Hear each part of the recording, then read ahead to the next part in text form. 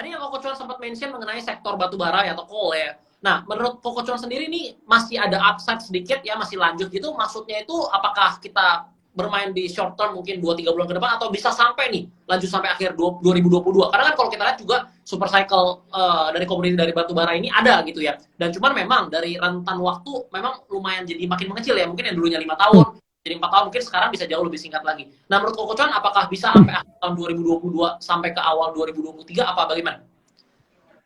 Menurutku pribadi masih cukup hingga tahun 2022 ya, masih cukup oke hingga tahun 2022 sampai nanti mungkin kondisinya adalah ketika memang suku bunga sudah mulai naik gitu ya, ketika memang suku bunga sudah mulai naik dan kejar-kejaran sama inflasi, mungkin disitulah titik peaknya ketika teman-teman sudah harus rotasi sektornya ke sektor yang memang misalkan consumer goods ataupun property kayak gitu.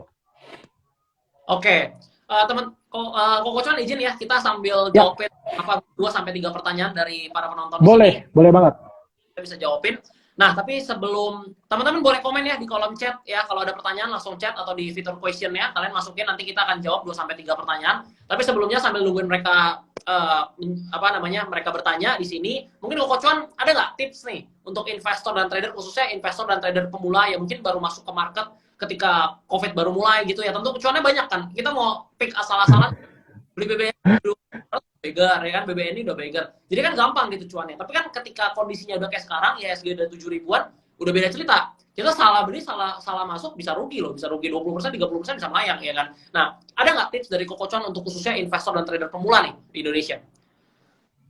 Oke teman-teman, kalau misalkan teman-teman baru masuk ke market, ya menurutku pribadi teman-teman selalu tanamkan mindset bahwa kita lihat IHSG kita dalam jangka panjang, kayak gitu. Teman-teman lihat aja GDP Indonesia itu growth-nya kurang lebih di angka 5%, dan memang akan diproyeksikan ya oleh beberapa lembaga juga itu Indonesia bisa mencapai top 5 ya negara dengan tingkat ekonomi yang maju ya, kayak gitu ya di dunia, kayak gitu. Dan menurutku kalau misalkan kayak gitu ya foreign-nya masuk lebih banyak dong, otomatis IHSG kita juga akan naik gitu dalam jangka panjang. Nah, jadi menurutku ya saranku adalah teman-teman ya tetap belajar gitu ya, tetap keep update dengan market. Ya kalau misalkan memang baru masuk dan rugi, nggak apa-apa, selalu siapin namanya uang sekolah gitu ya. Kita aja sekolah berapa tahun ya? Kita sekolah 17 tahun. Masa teman-teman ketika di pasar saham baru berapa tahun aja udah nyerah kayak gitu. Dan memang nggak bisa dibandingin ya bro ya, kalau ada orang udah sukses dalam waktu 5 tahun, ada juga yang belum. Itu kan pasti tingkat ininya juga beda-beda. Tapi saranku kan sekarang juga media sosial udah mulai banyak gitu ya. Dan teman-teman juga media pembelajaran saham juga nggak sedikit dulu. Ya. Kalau dulu kan dikit banget tuh, cuma bisa buku doang ya kan, ataupun baca-baca dari internet, itu pun juga sumbernya sangat sedikit. Ya teman-teman bisa manfaatkan lah, misalkan webinar-webinar kayak gitu kan, bisa dipelajarin. Mulai dari yang gratis dulu lah, Kalau misalkan teman-teman punya uangnya lebih dan menurut teman-teman itu worth untuk dilanjutkan ke yang lebih mahal, ya go on aja. Karena sebenarnya selalu ada ilmu baru ya dari setiap webinar yang diikuti gitu teman-teman, mau webinar apapun itu. So karena kalau misalkan kalian sudah lihat dalam jangka panjang dan kalian lihat potensinya itu bagus banget dalam jangka panjang, ya kalian bisa survive lama di market kita. I see. Oke. Oh, ini ada pertanyaan bagus banget nih kok. Kamu nanya nih, untuk komoditas seperti ayam dan daging di bulan Ramadan kan prospeknya bagus karena ada beberapa saham, tapi karena beberapa saham yang anjlok dan ada yang bagus. Pertanyaannya agak ambigu ya. Mungkin tapi kalau kita lihat, tapi emang benar ya Cuan. Kalau kita lihat dari beberapa tahun yang lalu, mungkin menjelang bulan Ramadan Cepin dan JPFA itu naik gitu kan. Tapi di tahun ini mungkin nggak kedapatan gitu. Nah, menurut pandangan Koko Cuan, kenapa kok bisa terjadi hal seperti ini? Satu ya dari sisi laporan keuangannya. Jadi kemarin memang JPFA baru merilis laporan keuangan ya. Jadi ketika dia jebol kalau nggak salah ke 1.500, itu juga di luar ekspektasi market kayak gitu. Padahal seharusnya kan lagi momentum ini juga, lagi momentum puasa kan. Ya. Ternyata orang-orang yang berharap bahwa laporan keuangannya itu akan bagus, tapi malah jelek kayak gitu. Jadi memang ada inilah ya, terkait bahan bakunya, harga bahan baku yang naik, jadi yang menyebabkan si JPFA itu kinerjanya turun, kayak gitu. Jadi, ya memang market masih belum lirik ya, mungkin teman-teman bisa lirik ya beberapa dari sektor retail ya, cuma retail pun juga nggak banyak ya untuk saat ini. Dan bentar lagi juga momentum lebaran udah mau habis kan. Jadi ya, menurutku sih ya bisa di skip dulu, kalian bisa di switch ke saham-saham lain yang memang masih potensial. Toh memang minggu-minggu ini juga komoditas juga masih perform kok gitu. Ya. Oke, ini ada pertanyaan nih dari What's Happen. Kalau untuk konstruksi gimana kok?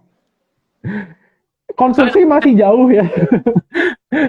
Satu, laporan keuangannya masih berdarah-darah, ya belum diminati oleh investor. Ya mungkin untuk saat ini, momentum ketika dia untuk naik cuma satu ya, itu adalah ketika IKN udah mulai jalan.